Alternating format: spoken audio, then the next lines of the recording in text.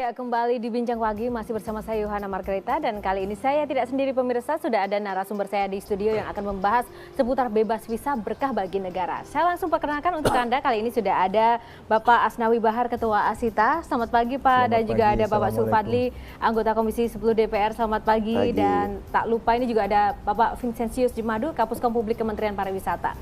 Ya, terima kasih sudah bergabung pagi-pagi ini Bapak, menyempatkan diri di sini. Dan pemirsa, kita tadi sudah membahas terkait bagaimana kemudian bebas visa yang nanti akan digalakan ke Indonesia itu akan efektif, sejauh mana efektifnya dan apa yang menjadi pemicu kenapa Indonesia harus memperlakukan bebas visa untuk negara-negara yang akan masuk ke Indonesia. Nah, saya akan hadirkan informasi untuk Anda.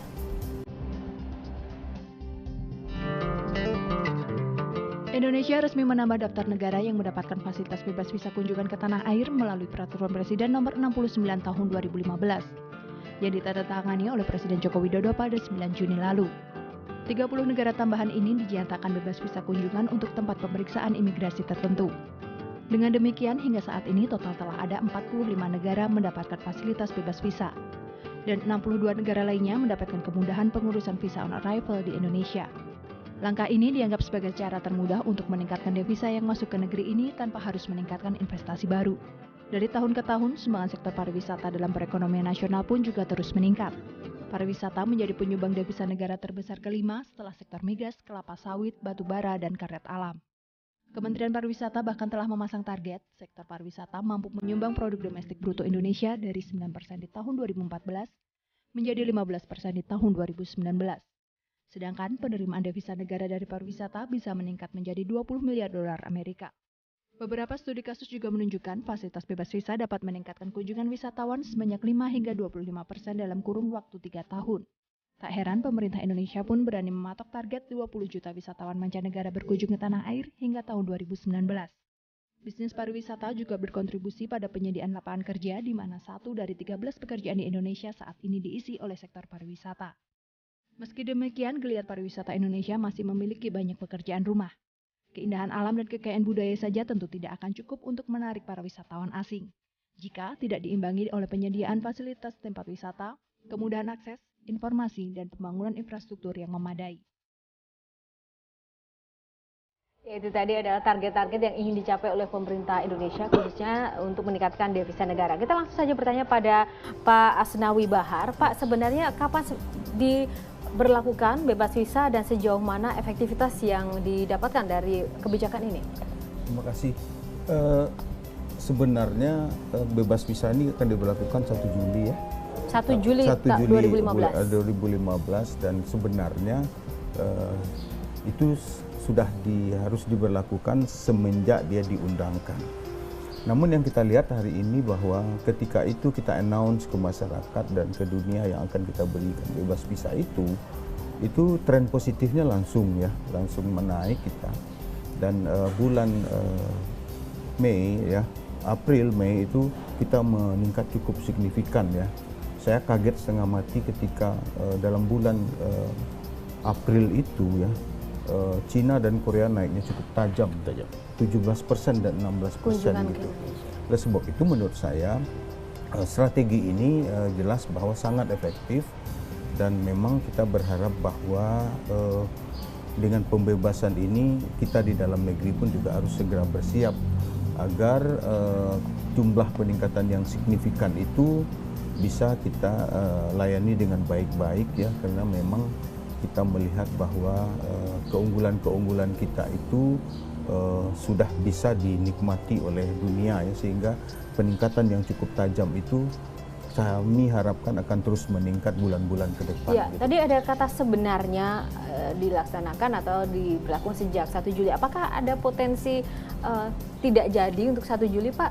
Oh tidak, dia sudah diundangkan. Ya. Enggak, jadi maksud saya begini. Ketika diundangkan semestinya bebas visa itu sudah berlaku. Namun pemerintah menetapkan secara resmi tanggal 1 Juni bulan depan gitu. Sehingga menurut kami kalau itu diberlakukan ketika diundangkan, mungkin jumlah kenaikan wisatawan kita akan jauh lebih meningkat gitu. Iya, Pak Vincent, pemerintah sendiri Indonesia seperti apa di dalam negeri sudah siap dengan kebijakan baru ini? Iya, yang jelas ya mungkin sebelum masuk ke sana saya mau sampaikan dulu apresiasi yang sangat tinggi kepada pemerintah ya, dan terutama juga parlemen yang memang mendorong kebijakan ini supaya bisa dilaksanakan. Dan kembali soal efektivitas, memang sangat efektif karena dari berbagai penelitian bebas visa itu dapat menaikkan sekitar 10-20% lah. Dan kami yakin bahwa dengan pemberian bebas visa ini diharapkan ada kenaikan 1 juta wisatawan. Dan kalau 1 juta wisatawan dengan spending mereka per visit itu $1.200, kita akan mendapatkan $1 miliar.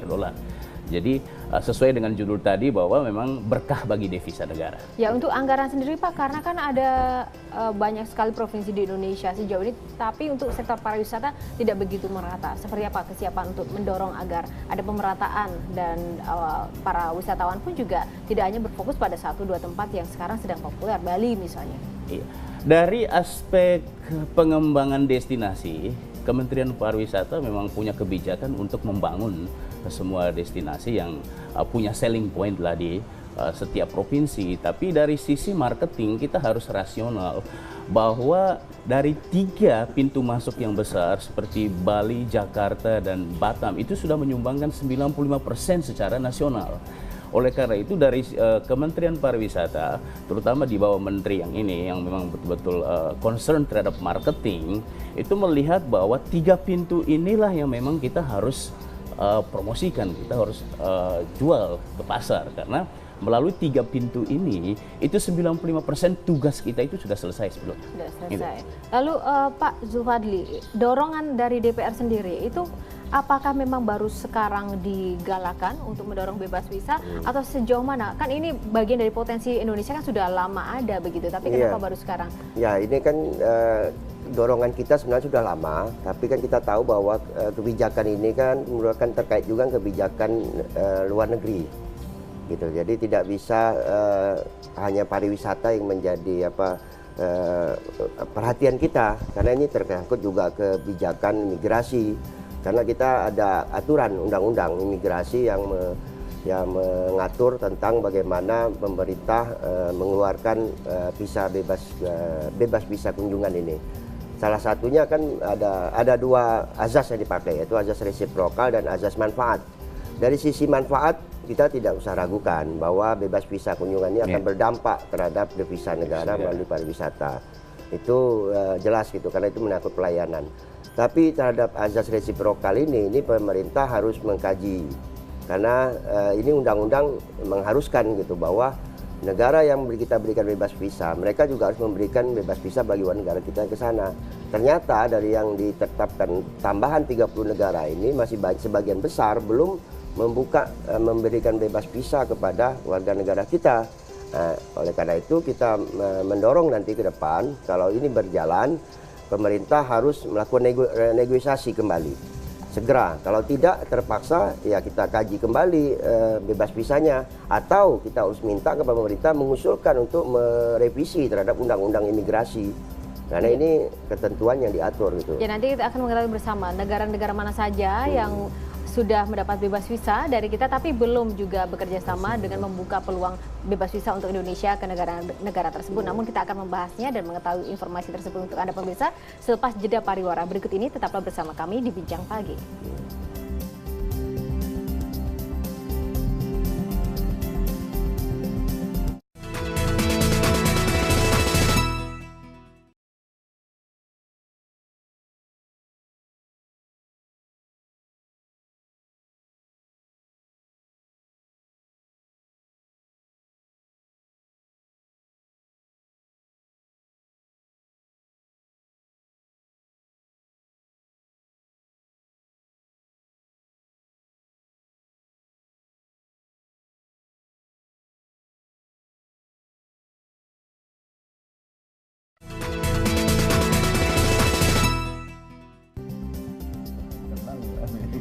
masih bersama kami di Bincang Pagi, dan pemirsa kita akan melanjutkan dan mengetahui negara mana saja yang sebenarnya sudah bebas visa untuk Indonesia tapi belum kooperatif begitu. Untuk Pak Zulfadli dan juga Pak Vincent, bisa dijelaskan negara-negara mana? Mungkin Pak Vincent dulu. Iya, dari 30 negara ini semua negara Eropa belum memberikan resiprokal, pendekatan resiprokal kepada Indonesia. Tapi khusus untuk Asia yang merupakan fokus pasar kita ya, terutama Tiongkok, terus Jepang, Korea, kita sudah mendapatkan sinyal positif bahwa ini akan resiprokal.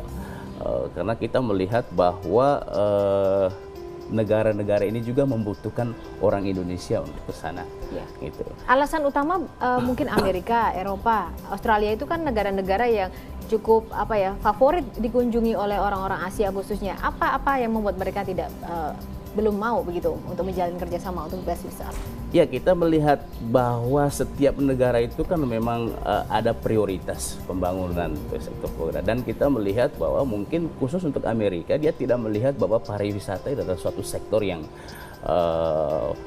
penting untuk negaranya, sehingga di sana pun kita lihat tidak ada menteri pariwisata, ya. Dan dia dengan terbuka saja untuk menerima orang tanpa harus melakukan bebas visa, itu orang sudah datang, dan memang ini kebijakan masing-masing negara untuk itu. Memperlakukan itu. Lalu Pak Asnawi, ini seandainya kita lihat ini ada efektivitas ketika belum diberlakukan sudah banyak respon positif. Tapi seandainya ada kemungkinan, pastilah ada plus dan minus dari suatu kebijakan, kemungkinan bahwa ternyata tidak berlangsung efektif tapi sudah ada kebijakan bebas visa. Itu terus terang akan merugikan negara juga. Ada langkah-langkah preventif atau sudah dipikirkan apa yang terjadi jika ada kemungkinan seperti itu? Ya, kalau kita melihat itu yang kita persiapkan tentu saja kesiapan dalam negeri itu yang paling penting ya. Kalau ternyata tidak efektif, maka tentu yang harus dilakukan ya pertama kita internal dan eksternal, artinya di dalam negeri bagaimana mempersiapkan segala sesuatu, infrastruktur dan lain sebagainya. Tapi yang juga keluar memang kita lebih harus gencar mempromosikan ke pasar-pasar utama kita dan juga mungkin ke negara-negara yang memang selama ini mungkin belum tersentuh untuk promosi kita. Ini yang harus kita lakukan secara konsisten, artinya kita berpromosi tidak boleh berhenti. Oleh sebab itu tentu saja pemerintah dengan kita harus saling bahu-membahu agar kemungkinan itu tidak terjadi gitu. Saya ingin katakan bahwa persoalan kita hari ini kan infrastruktur ya. Selain itu juga menurut saya ya, kita itu kalau misalnya mengunjungi suatu destinasi yang negara kita terlalu besar, itu harga tiket itu mahal ya. Misalnya kita ke Timur gitu ya, lebih mahal ke Raja Ampat daripada ke Singapura dan Malaysia. Itu artinya kan ada sesuatu yang harus kita benahi gitu, di mana setelahnya nanti bisa kita perbaiki, akan kita perbaiki.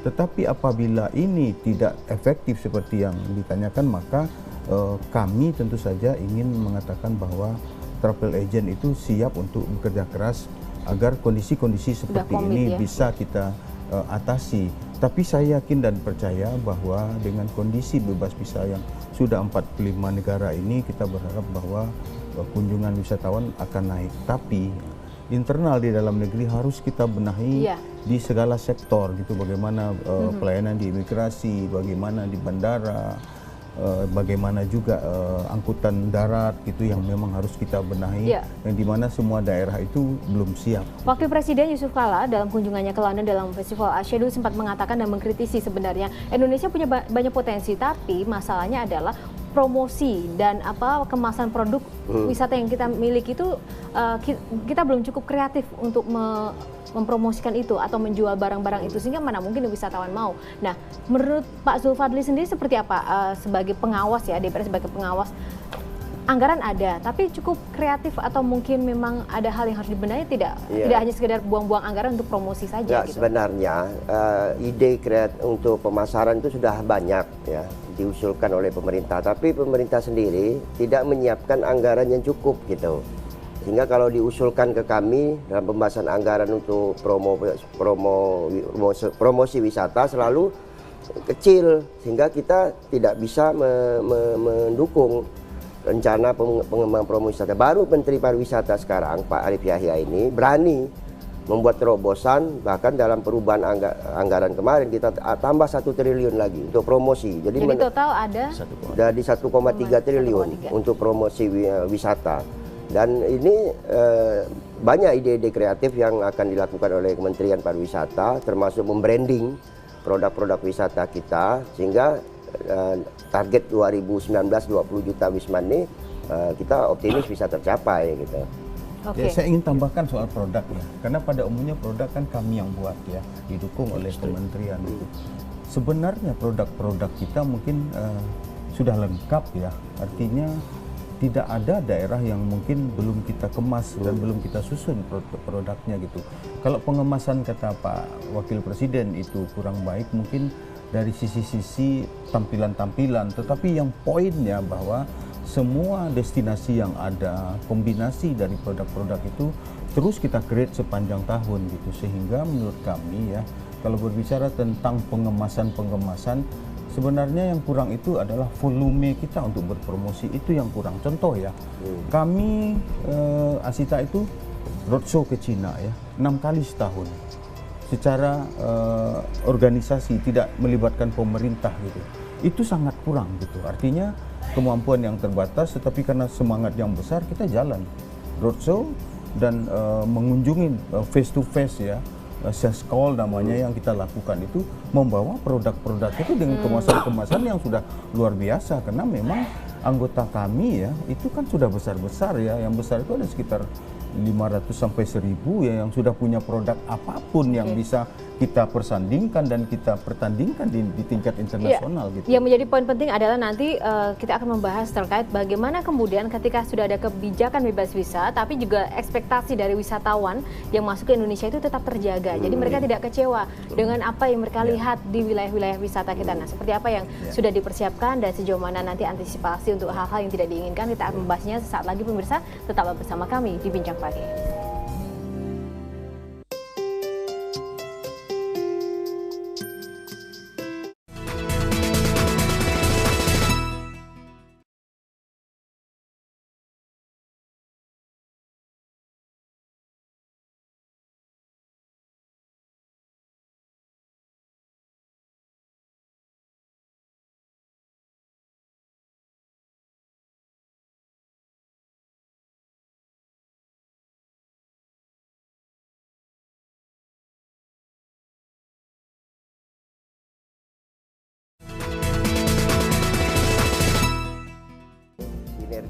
Kementerian itu susah. Yang masih bersama Bincang Pagi, dan saya ingin menanyakan kepada Pak Vicentius, sejauh mana kita dapat menjaga efektivitas dan juga kesiapan di internal kita untuk menjaga ekspektasi dari turis terkait dengan memfollow up dari kebijakan bebas visa yang akan digalakan. Oke, mungkin hal yang pertama saya perlu garis bawahi dari kami bahwa pemerintah itu punya 2 senjata sebenarnya untuk menggalakkan pembangunan ekonomi nasional, yaitu APBN dan regulasi. Nah, di saat APBN kita sangat terbatas, regulasi lah yang dimainkan, karena itu memang cukup efektif. Nah, dalam konteks pemberian bebas visa ke 45 negara ini, Kementerian Pariwisata memang sudah siap dengan strategi-strategi yang konkret. Ibaratnya kalau beberapa bulan kemarin itu kita turun mesin karena ada restrukturisasi organisasi dari Kemenparekraf ke Kementerian Pariwisata, sekarang semuanya itu sudah well established, dan kalau boleh dibilang bahwa kita akan injak gas itu mulai bulan Juni ini, karena semua strategi untuk strategi pemasaran kita tetap menggunakan konsep DOT lah, destinasi, originasi, dan time untuk mempromosikan. Terus untuk marketing kita ada brand, promosinya kita pakai BAS, branding, advertising, selling. Terus nanti dengan medianya, converge media, kita pakai paid dan own dan social media. Dan khusus untuk tadi kata Pak Aswin bahwa kita belum itu destinasi segala macam. Memang seperti dikatakan Pak Zul tadi, promosi itu sangat penting. Di tahun pertama ini memang kita gencar dengan ngebrand dulu. Artinya kita harus ciptakan dulu awareness kepada masyarakat internasional. Karena ada konsep AIDA, awareness, interest, desire, action. Nah, tahun pertama ini kita berusaha untuk nge-brand aja dulu Indonesia, biar tertanam di sini. Nanti mungkin tahun kedua itu sudah mulai ada interest dan desire untuk melakukan perjalanan wisata Indonesia. Dan menyangkut persiapan tadi, saya setuju dengan Pak Aswin bahwa secara internal ini memang kita harus siap. Imigrasinya, terus industrinya, terus bahkan keamanan juga harus siap. Ini harus sinergi. Nah, inilah yang merupakan PR bersama bagi kita untuk ke depannya. Ya, infrastruktur gimana nih Pak? Saya mengamati bahwa ada beberapa wilayah ya untuk menjangkau ke daerah terpencil kita masih terkendala dengan transportasi, atau mungkin ada di suatu wilayah tertentu toiletnya juga belum bersih sehingga wisatawan juga malas begitu untuk Ya, ke situ. itu yang menyebabkan daya saing pariwisata negeri kita itu lebih rendah daripada Malaysia, Thailand, hasil daripada peningkatan yang terakhir di 2015. Itu ada 3 faktor. Pertama memang infrastruktur kita masih lemah, kemudian kesehatan, kebersihan, kemudian environment, lingkungan. Ini sangat terasa sekali ketika kita kalau lihat turis-turis kita ini jarang lama tinggal di destinasi atau juga jarang kembali. Padahal tujuan kita sebenarnya termasuk kebijakan bebas visa ini bukan jumlah wisatawannya, tetapi devisa yang masuk gitu. Berarti spending money-nya yang harus kita perbesar sehingga dia datang bisa berulang-ulang, kemudian dia datang juga bisa staying lama. Itu yang kita pentingkan gitu supaya devisa kita masuk. Oleh karena itu harus diimbangi juga dengan kebijakan memperbaiki infrastruktur tadi. Ya, itu dorongan untuk terutama Pak, kebersihan itu kan hal yang membuat wisatawan kita nggak usah luar negeri, yang dalam negeri pun itu nyaman. tugas dari pemerintah daerah setempat. Iya, saya mau Dorongannya tambahkan seperti apa pemerintah tuh? daerah tuh begini ya.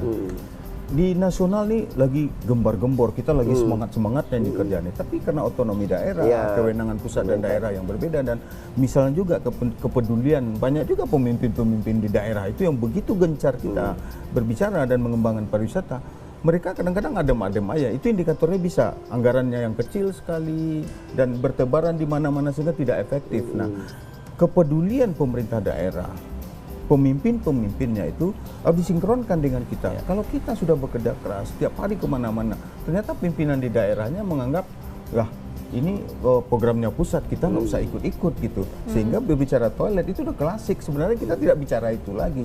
Tetapi masih terjadi seperti itu, seakan-akan kita baru mulai. Oleh sebab itu sinkronisasi program antara pusat dan daerah harus peduli bahwa ini pariwisata adalah harapan masa depan. Ternyata sekarang banyak daerah yang katakan dengan anggaran yang kecil artinya kan menyepelekan ke pariwisata itu. Padahal ini adalah sumber kemakmuran rakyat ya, yang memang multiplier efeknya luar biasa. Sejauh ini tetapi banyak pemimpin, apa, Pak? kalau saya katakan masih banyak daerah-daerah ya yang pariwisatanya tidak berkembang. Coba kita hanya berbicara Bali, Jogja, Jawa Barat, Sumatera Barat, Sumatera Utara, Sulawesi Selatan, yang lain tidak gitu. Sedikit saya menggarisbawahi tadi masalah kebersihan kesehatan. Jadi memang Kementerian Pariwisata sangat menyadari itu. Oleh karena itu, Menteri Pariwisata untuk hal yang kecil aja ya, kita toilet ya. Di tahun ini Pak Menteri sudah menginstruksikan bahwa kita coba sebagai pionir ya, kita bangun 34 toilet di 34 provinsi dengan ukuran katakanlah 36, 45 sampai 54. Dan itu nanti akan dioperasionalisasikan oleh swasta secara bisnis. Karena itu secara profesional itu pasti akan berjalan dengan baik. Kalau dibiarkan dikelola oleh pemerintah daerah selama ini, itu pasti akan kembali lagi ke lagu lama. Otomatis kita butuh menggandeng pihak-pihak lain ya. Pasti kita akan gandeng swasta. Kalau cuma toilet yang kita bahas itu kan betul programnya harus dilakukan. Itu di Malaysia Pak Mahathir Mohamad, tapi itu udah bicara 20 tahun yang lalu. Kalau sekarang kita untuk mendorong agar menjadi trigger di daerah, kita sepakat itu. Tapi banyak hal lain lagi yang memang harus kita benahi. Misalnya premanisme di objek di daerah-daerah itu masih terlalu besar ya. Lalu pelayanan imigrasi ya, yang memang misalnya gate-nya itu berapa, cuma hanya 2 atau 3, petugasnya cuma 2. Ini kan juga persoalan penganggaran yang memang harus dilakukan. Yang pasti kita harus nanti menyelidiki juga untuk membahas dari hal terkecil, jika tidak terselesaikan tentu saja dari hal besar kita juga mungkin nggak mampu. Nah, seperti apa nanti langkah-langkah pemerintah dan juga segenap stakeholder untuk dapat memanfaatkan potensi kebijakan bebas visa, sesaat lagi pemirsa di Bincang Pagi.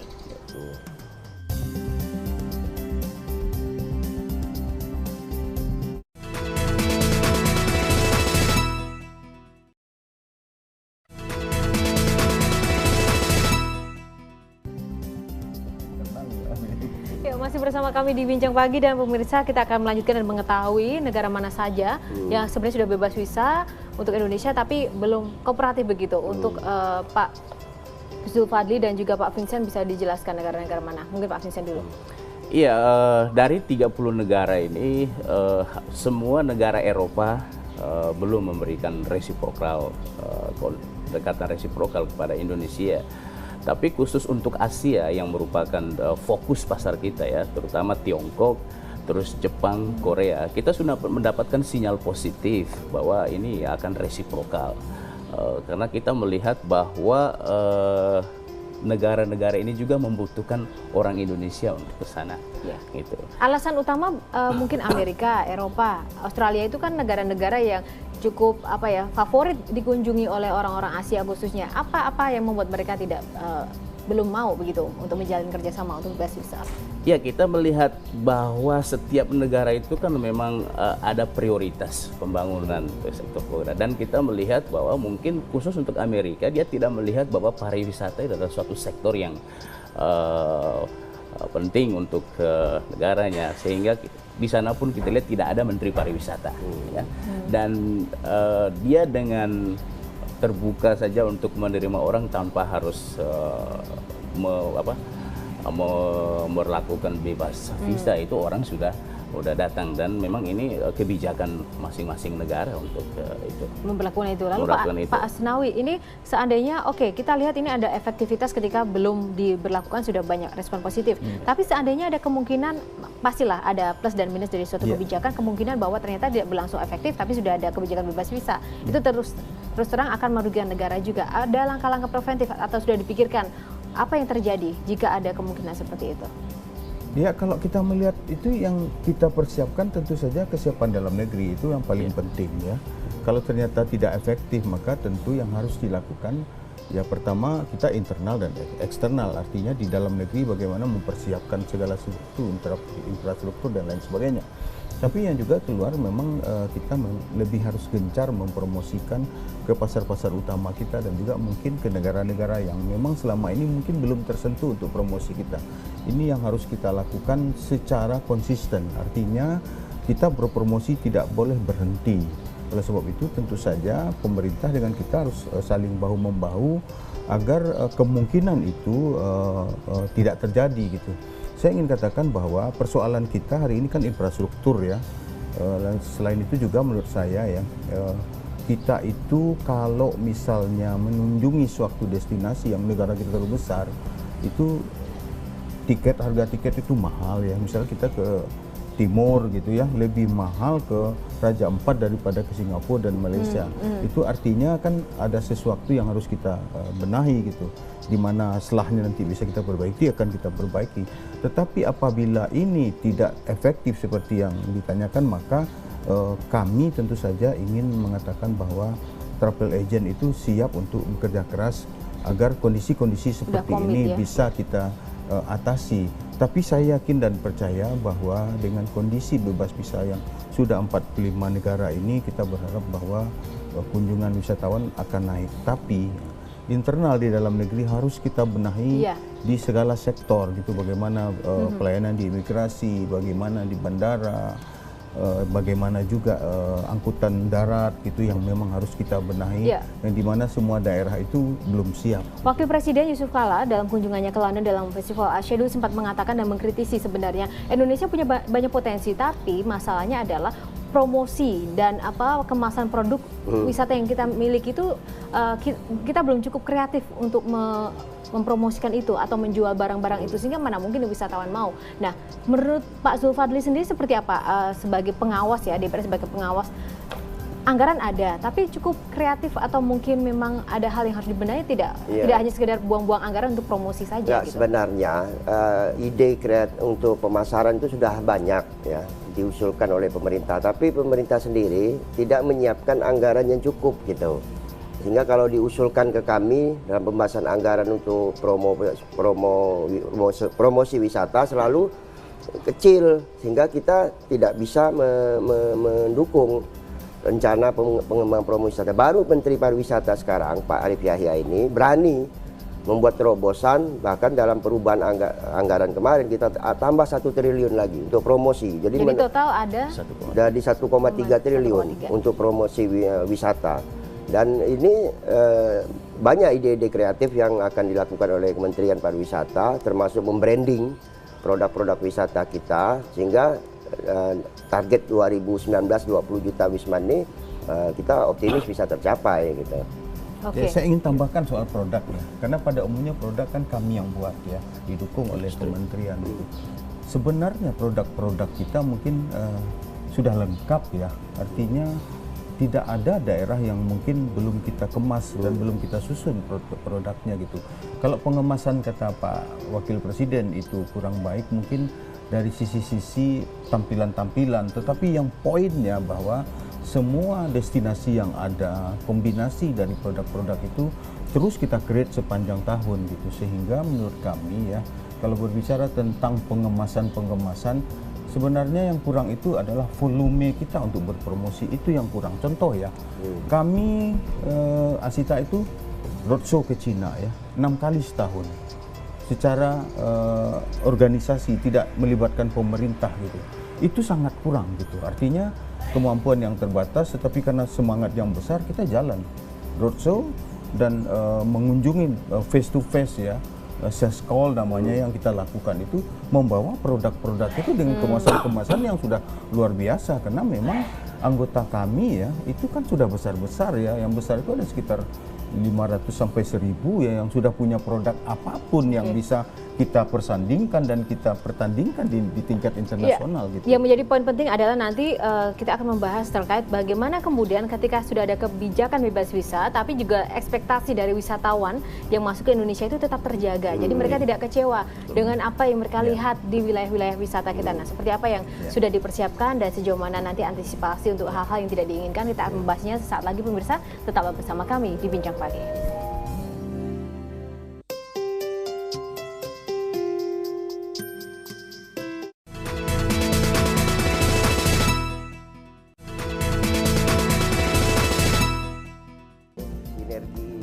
Susah.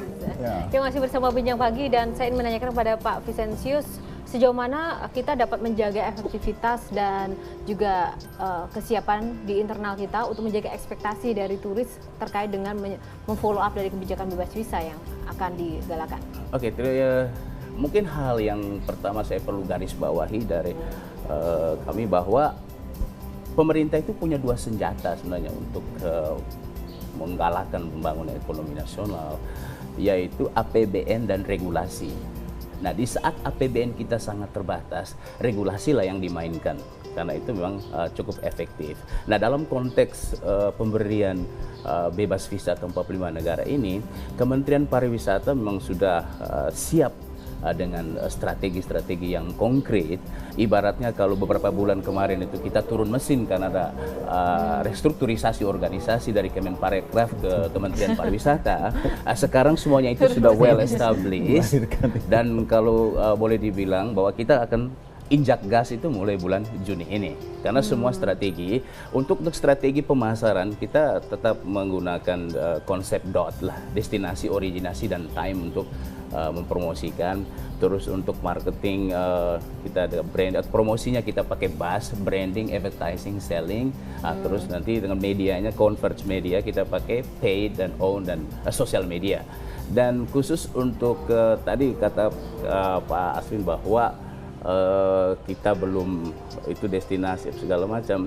Memang seperti dikatakan Pak Zul tadi, promosi itu sangat penting. Di tahun pertama ini memang kita gencar dengan ngebrand dulu. Artinya kita harus ciptakan dulu awareness kepada masyarakat internasional. Karena ada konsep AIDA, awareness, interest, desire, action. Nah, tahun pertama ini kita berusaha untuk nge-brand aja dulu Indonesia, biar tertanam di sini. Nanti mungkin tahun kedua itu sudah mulai ada interest dan desire untuk melakukan perjalanan wisata Indonesia. Dan menyangkut persiapan tadi, saya setuju dengan Pak Aswin bahwa secara internal ini memang kita harus siap. Imigrasinya, terus industrinya, terus bahkan keamanan juga harus siap. Ini harus sinergi. Nah, inilah yang merupakan PR bersama bagi kita untuk ke depannya. Ya, infrastruktur gimana nih Pak? Saya mengamati bahwa ada beberapa wilayah ya untuk menjangkau ke daerah terpencil kita masih terkendala dengan transportasi atau mungkin ada di suatu wilayah tertentu toiletnya juga belum bersih sehingga wisatawan juga malas begitu untuk berangkat ke situ. Itu yang menyebabkan daya saing pariwisata negeri kita itu lebih rendah daripada Malaysia, Thailand, hasil daripada peringkatan yang terakhir di 2015. Itu ada 3 faktor. Pertama memang infrastruktur kita masih lemah, kemudian kesehatan, kebersihan, kemudian environment, lingkungan. Ini sangat terasa sekali ketika kita kalau lihat turis-turis kita ini jarang lama tinggal di destinasi atau juga jarang kembali. Padahal tujuan kita sebenarnya termasuk kebijakan bebas visa ini bukan jumlah wisatawannya, tetapi devisa yang masuk gitu. Berarti spending money-nya yang harus kita perbesar sehingga dia datang bisa berulang-ulang, kemudian dia datang juga bisa staying lama. Itu yang kita pentingkan gitu supaya devisa kita masuk. Oleh karena itu harus diimbangi juga dengan kebijakan memperbaiki infrastruktur tadi. Ya, itu dorongan untuk terutama Pak, kebersihan itu kan hal yang membuat wisatawan kita nggak usah luar negeri, yang dalam negeri pun itu nyaman. tugas dari pemerintah daerah setempat. Iya, saya mau tambahkan pemerintah apa? daerah itu begini ya. Di nasional nih lagi gembar-gembor, kita lagi semangat-semangatnya di kerjaan. Tapi karena otonomi daerah, kewenangan pusat dan daerah yang berbeda, dan misalnya juga kepedulian banyak juga pemimpin-pemimpin di daerah itu yang begitu gencar kita berbicara dan mengembangkan pariwisata.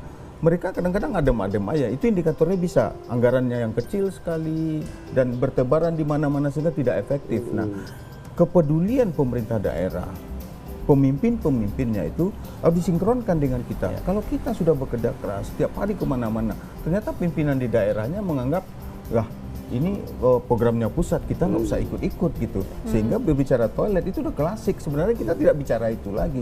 Tetapi masih terjadi seperti itu seakan-akan kita baru mulai. Oleh sebab itu sinkronisasi program antara pusat dan daerah harus peduli bahwa ini pariwisata adalah harapan masa depan.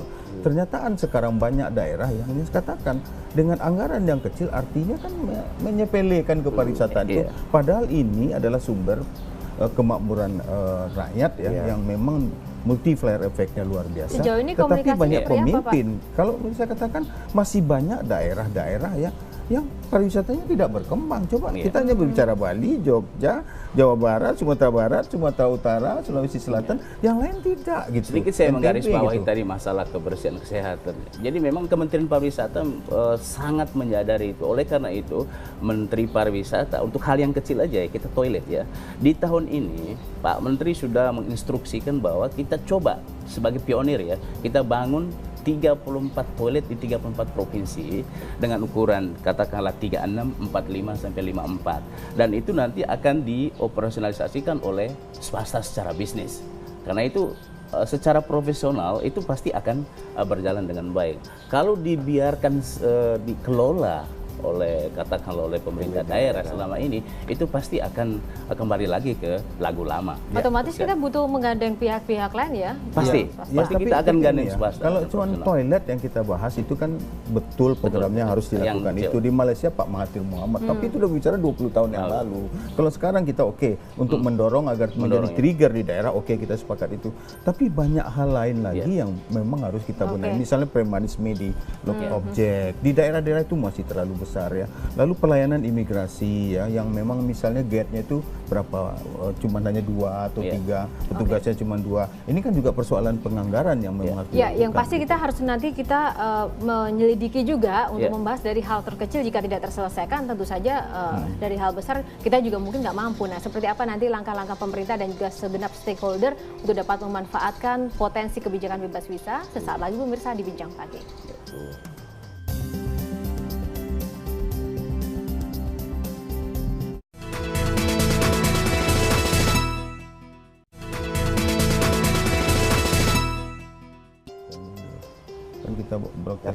Ya, seputar kebijakan devisa negara yang bertambah karena bebas visa tadi, Pak. Tapi yang menjadi sorotan kan nanti ketika bebas visa banyak backpacker. Itu apa, backpacker kan mungkin tidak cukup efektif ya untuk menambah devisa negara. Seperti apa nanti untuk menyiasati agar orang-orang tidak backpackeran gitu masuk ke Indonesia? Pertama tentu saja kita memang harus meningkatkan kualitas dari kedatangan tamu itu ya. Oleh sebab itu kami tentu saja minta dukungan dari bapak-bapak semua lah untuk diberi peran yang lebih baik. Karena apabila bebas visa diberjalankan, yang datang itu semua backpacker, ini target kita untuk meningkatkan spending money itu jadi berkurang. Untuk berkualitas itu memang kita juga harus mempersiapkan paket-paket yang eksklusif ya, karena memang kita targetnya untuk mendatangkan tamu-tamu yang memang ingin lebih lama tinggal di Indonesia. Kalau sekarang kita lihat length of stay-nya yang masih 1,6 hari itu per kunjungan itu terlalu sedikit gitu. Maka tentu saja saya sebagai pimpinan Asita yang membawahi 7.000 biro perjalanan tentu minta dukungan dari kementerian dan juga dari DPR agar diberi kekuatan ya, didukung agar mampu lebih meng-create produksi kami, kemampuan kami berpromosi, dan tentu saja dalam rangka kami juga meng-create produksi-produksi di dalam negeri. Saya sekarang menyayangkan bahwa misalnya ya di Bali itu perang tarif hotel misalnya, hotel bintang 5 harganya ada bintang 3, bintang 4 dan bintang 2. Nah, moratorium itu harus dilakukan, tapi saya heran, semua sudah tahu bahwa hotel udah bersuplai di beberapa daerah, tapi semua masih bangun gitu. Nah, oleh sebab itu kami ingin minta kepada pemerintah itu agar didukung lebih maksimal untuk mampu bagaimana kualitas tamu ini datang. Kalau nanti 45 negara itu yang datang backpacker saja, spending money dan target 20 miliar itu tidak akan tercapai gitu. Iya, didukung maksimal nih, belum maksimal kalau kita bicara pasar atau customer itu pasti ada segmentasinya lah. Bahwa ada segmen backpacker, kita setuju, tapi sekali lagi kita tidak mungkin bisa mencegah kedatangan backpackers. Oleh karena itu apa yang kita himbau kepada industri adalah untuk membuat paket-paket yang memang sesuai dengan segmen pasar. Memang saat ini kita belum terlalu maksimal untuk menggrab yang high end atau yang selama ini yang datang memang khusus Australia misalnya itu banyak backpackers ke Bali ya. Tetapi ke depannya kita juga dengan industri kita coba dorong bersama untuk membuat paket-paket yang betul-betul sesuai dengan segmentasi pasar yang lebih banyak lah untuk menjaga kualitas. Itu yang pertama. Yang kedua, bahwa dalam konteks oversupply-nya hotel di Bali, di satu sisi memang kita setuju dengan moratorium. Karena apa? Kita juga harus menjaga carrying capacity dari Bali itu. Karena kalau kita lihat siklus life cycle daripada destinasi Bali itu memang sudah berada di puncak, perlu rejuvenate. Oleh karena itu salah satu pendekatan dengan moratorium hotel itu bagus. Namun demikian kita dorong juga industri untuk membuat paket-paket yang sifatnya multi destinasi. Jadi biar mereka juga bisa keluar dari Bali. Betul sekali. Nah, sekarang nih gongnya nih DPR gimana nih Pak dukungannya? Ya, jadi efektif atau tidaknya kebijakan bebas visa ini memang sangat tergantung daripada promosi yang dilakukan gitu. Jadi ini tugas berat dari pemerintah. Dan kami DPR sudah memberikan dukungan dengan anggaran promosi yang cukup besar peningkatannya di tahun ini. Nah, untuk mengukur efektif atau tidak, kita perlu waktu. Paling tidak perlu waktu 1 tahun. Nanti setelah 1 tahun kita evaluasi mana efektif atau tidak kebijakan bebas visa ini. Baru kita akan tentukan lagi kebijakan apa ke depan, ya bagaimana mencapai target 20 wisman, 20 juta wisman di tahun 2019. Oke, kita lihat ya 1 tahun ini nanti akan seperti apa dan semoga memang cukup efektif, tidak ada hal-hal yang mungkin malah justru mengganggu stabilnya devisa negara. Iya, sedikit saya tambahin soal anggaran. Memang anggaran sudah besar, tapi kalau kita bandingkan dengan kompetitor kita itu kita masih sepertiganya loh. Sepertiga. Tapi kami bersyukur bahwa kita sudah dinaikkan sampai 4 kali lipat, itu sudah bagus. Yang pasti semuanya optimis ya, dengan langkah ini kebijakan mudah-mudahan memang devisa negara dan juga bebas visa menjadi berkah tersendiri bagi negara Indonesia. Dan terima kasih Bapak-Bapak untuk waktunya dan pemirsa, semoga apa yang kita bincangkan pada pagi hari ini dapat bermanfaat dan memberikan informasi bagi Anda. Dan atas nama tim yang bertugas, saya Yohana Margarita undur diri, sampai jumpa.